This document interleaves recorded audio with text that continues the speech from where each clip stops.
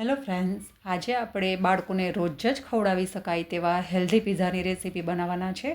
આ ભાખરી પિઝા બનાવવા માટે 1 વાટકી ભાખરીનો લોટ લેવાનો છે. શેકેલું જીરું અડધી ચમચી મીઠું લેવાનું છે. તેમાં મોણ માટે 2 ચમચી ઘી લઈ લેશું. ઘીની જગ્યાએ તમે તેલ પણ લઈ શકો છો. આ બધી જ વસ્તુને લોટમાં પ્રોપર મિક્સ કરી દેવાની છે અને મુઠ્ઠીભર મોણ થાય તે આપણે ચેક કરી લેવાનું છે અને થોડું પાણી નાખતા જઈને આપણે એકદમ ટાઈટ લોટ બાંધી લેવાનું છે. પાણી આપણે થોડું જ નાખતું જવાનું છે. આટલો લોટ બાંધવા માટે પોણી વાટકી પાણીનો ઉપયોગ થયો છે. હવે ભાખરી પિઝા ઉપર સોસ લગાવવા માટે આપણે 2 ચમચી ટોમેટો કેચઅપ અને 2 ચમચી પિઝા સોસ મેં મિક્સ કરી દીધો છે. હવે તેને આપણે સાઈડ પર મૂકી દઈશું અને વેજીટેબલ માટે ડુંગળી, કેપ્સિકમ, ટમેટાં અને બાફેલી મકાઈ મેં તૈયાર કરી દીધી છે. 10 મિનિટ રેસ્ટ કર્યા પછી ભાખરીના લોટને આપણે આ રીતે લુવા કરી દઈશું.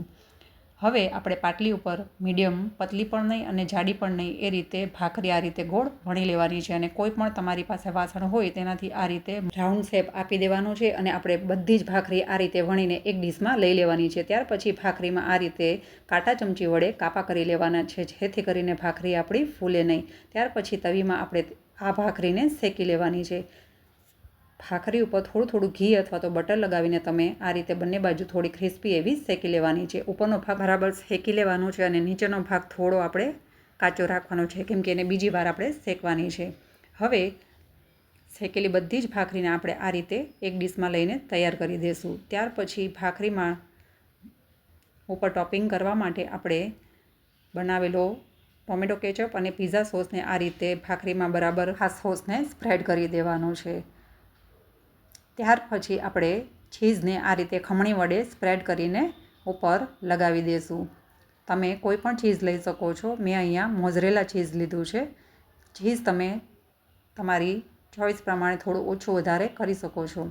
ત્યાર પછી આપણે બાફેલી મકાઈ આ રીતે ઉપર ટોપિંગ કરી દઈશું. વેજીટેબલ તમે તમારી ચોઈસ મુજબ જે પણ ભાવતું હોય તે અહીંયા લઈ શકો છો.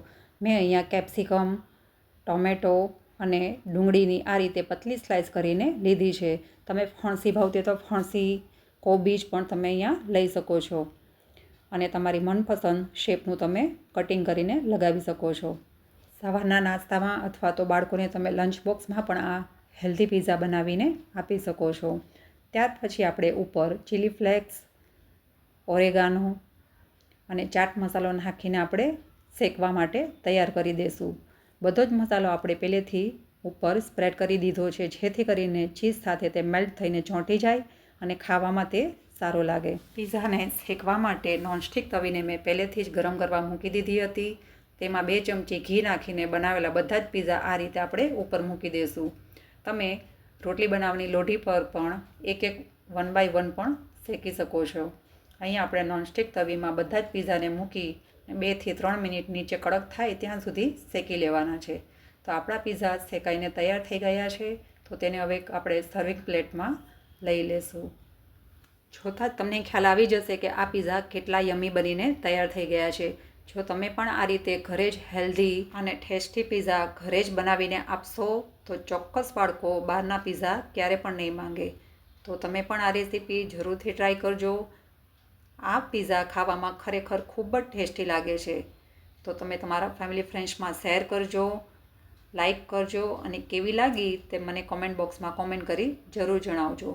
ફરીથી આવી નવી રેસીપી જોવા માટે મારી ચેનલને લાઈક, શેર, સબસ્ક્રાઈબ કરજો. Thank you for watching.